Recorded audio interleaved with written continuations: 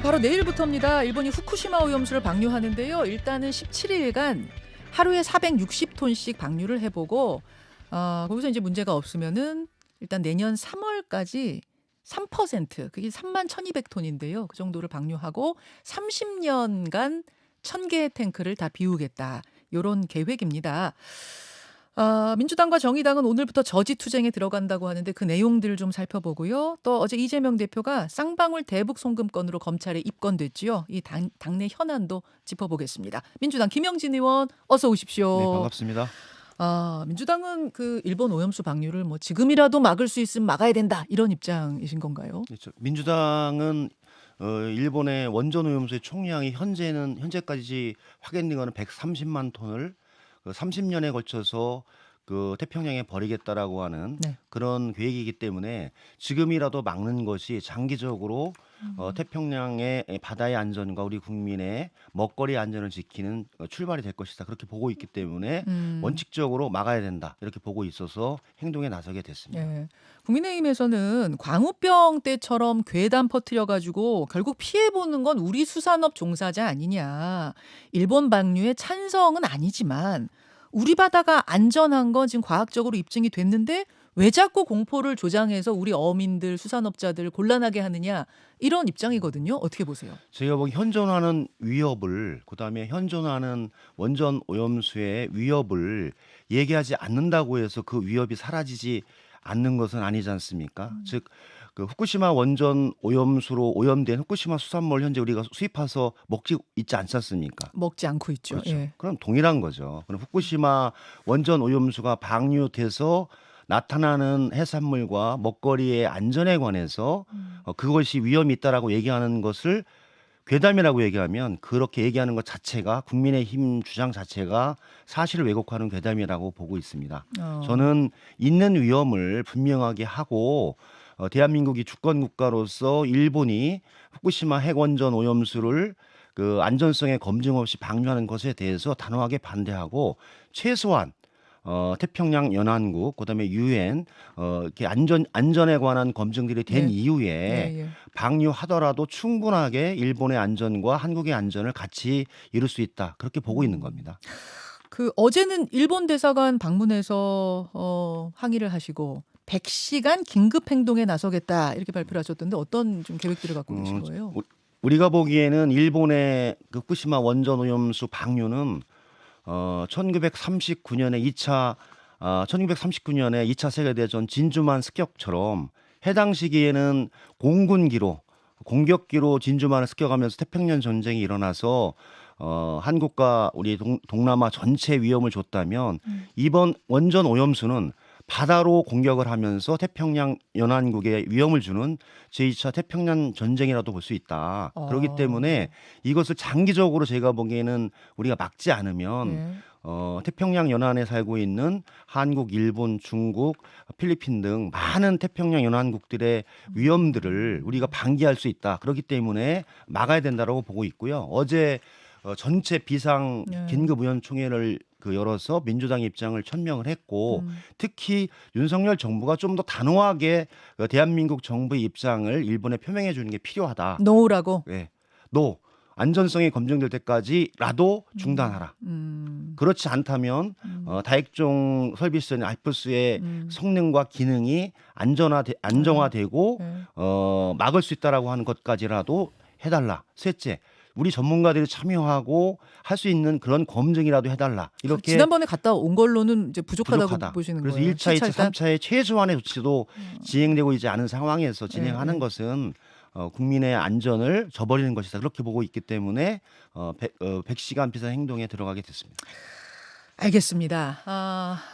뭐 이 이야기는 저희가 전문가 토론을 통해서도 여러분들과 함께 나누고 했었는데 앞으로도 그런 전문가들 간의 토론을 조금 더 마련해 보기로 하고 일단 민주당의 입장은 그러하다는 거, 그런 계획 갖고 있다는 거 확인했습니다.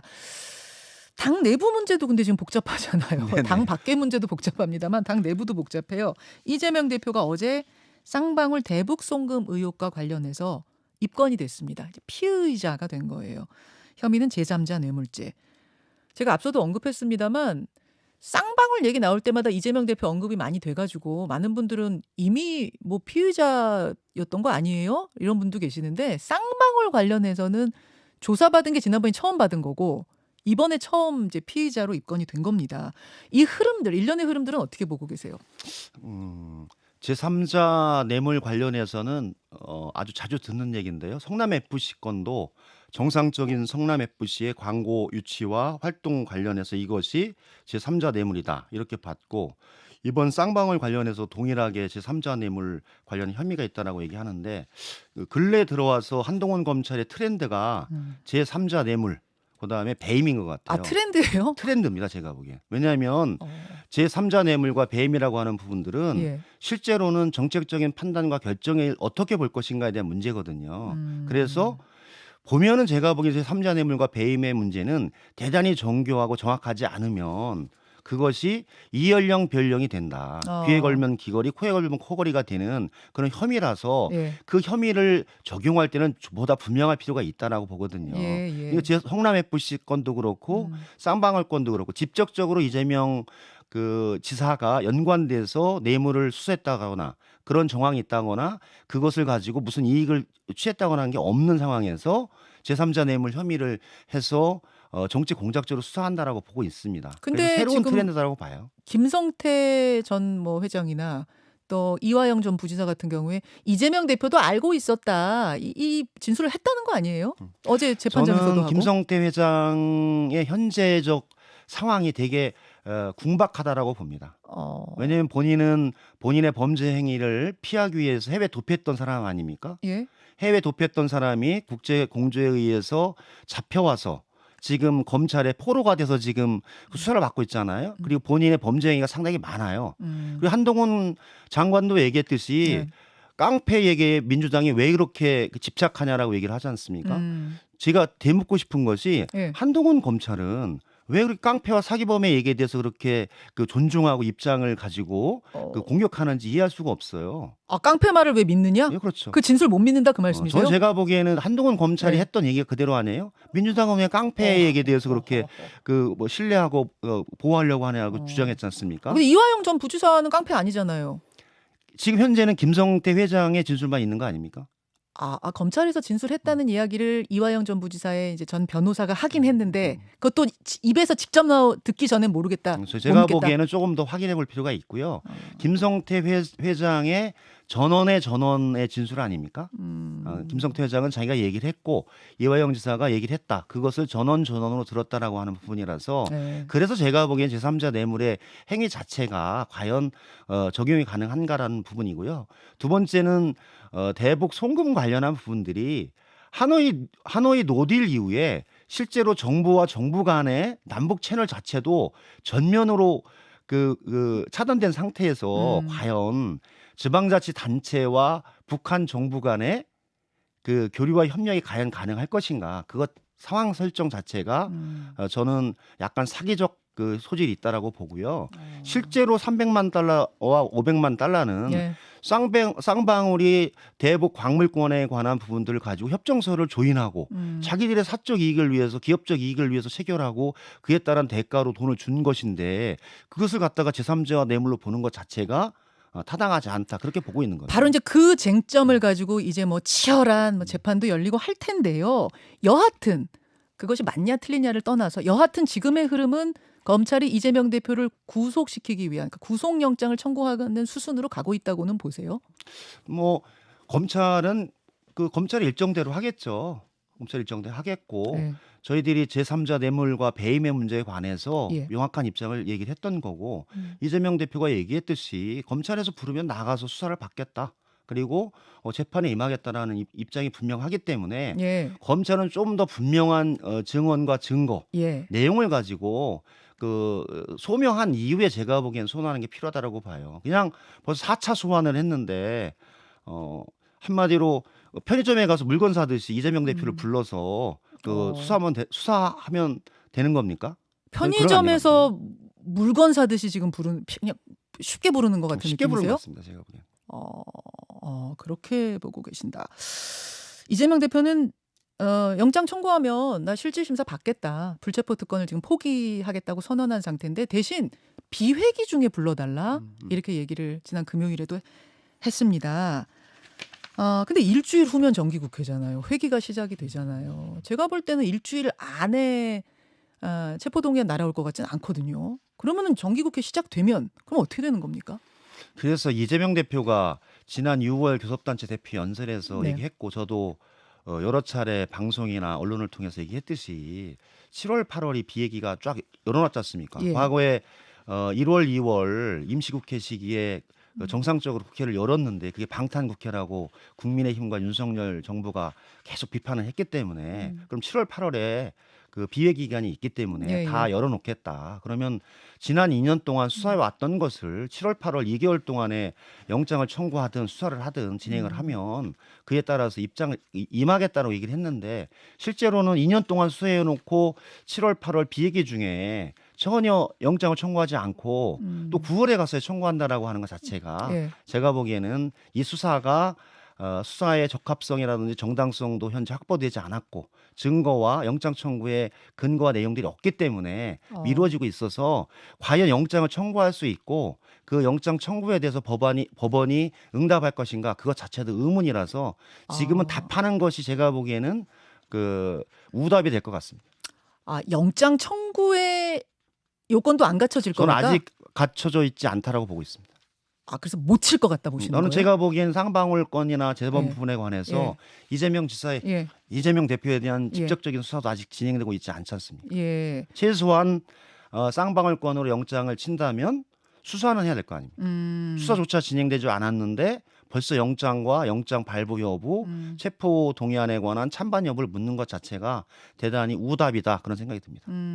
그럼에도 불구하고 검찰이 9월 그러니까 회기가 시작된 후에 지금 당장은 아니고 지금 말씀하신 그러한 이유 때문에 지금 당장은 아니고 더 조사하고 더 이제 여러 가지들을 파악한 다음에 치지 않겠느냐 영장을. 그러면 그게 9월 이후가 될 거다.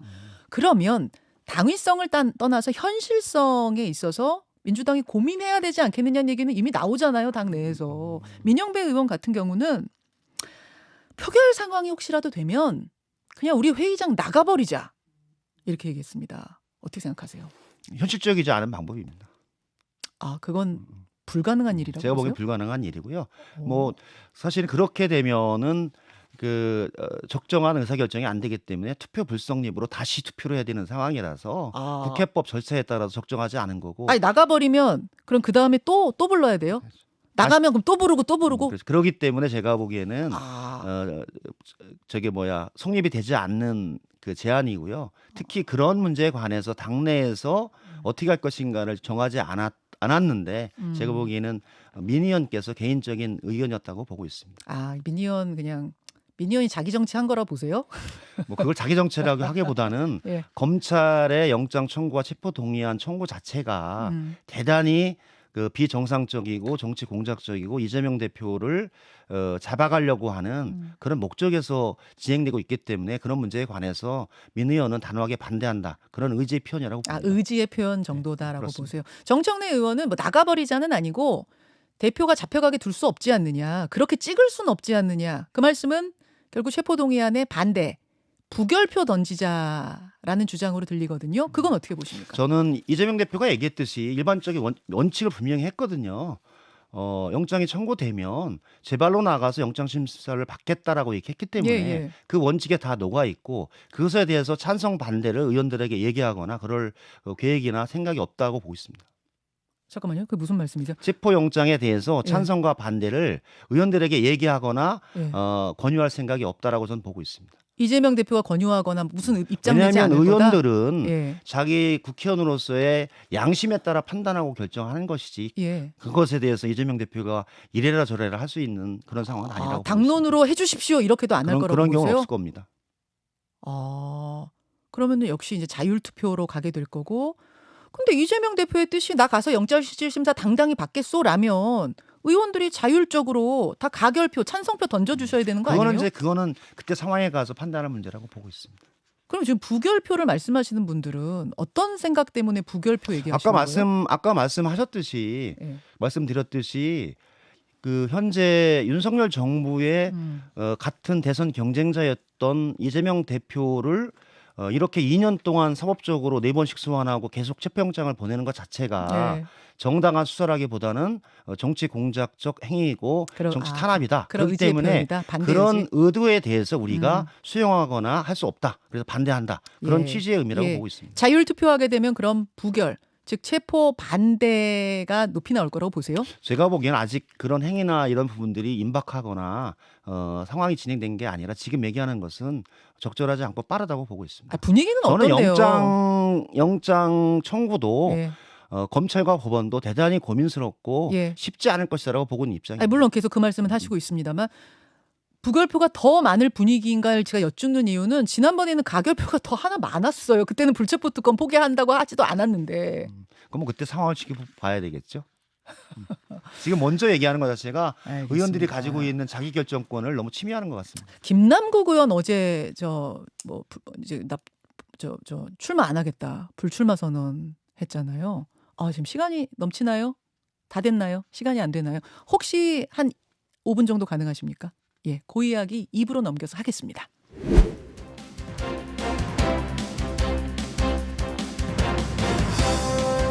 김현정의 뉴스쇼 2부 출발합니다. 민주당 김영진 의원과 이야기를 나누는 중에 2부로 넘어왔습니다.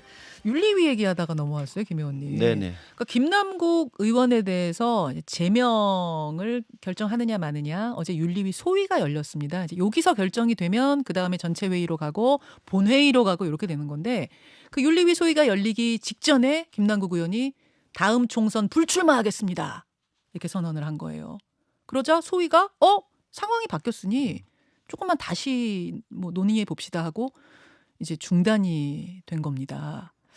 이것을 놓고 국민의힘 측에서는 이거 무소속 김남국 의원하고 민주당 사이에 모종의 논의가 있었던 거 아니야? 김남국 구하게 하려는 모종의 논의 아니냐? 치밀한 계획 아니냐? 이런 의심도 하는데 어떻습니까? 저는 김남국 의원의 코인 관련한 행위들이 예. 지금 생각해 봐도 국회의원으로서의 공적 역할에 집중해서 해야 되는 상황 속에서 그런 행위를 했던 분에 관해서는 단호히 비판받고 처벌받아야 된다.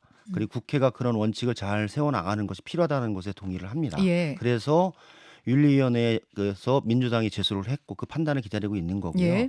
윤리위는 윤리심사 자문위와 소위 그다음에 전체회의를 통해서 의결 절차를 진행하고 있습니다. 예. 어제가 결정하기 전이었던 것 같은데 아마 김남국 의원이 많이 생각을 했었겠죠. 네. 앞으로 자기의 정치 그리고 자기가 했었던 그 코인 거래에 관련한 부분들이 얼마나 잘못된 행위인가에 대해서 본인이 생각을 했을 것 같고 그에 따라서 저는 마지막으로 자기가 결정 전에 불출마 선언을 했다라고 보고 있습니다.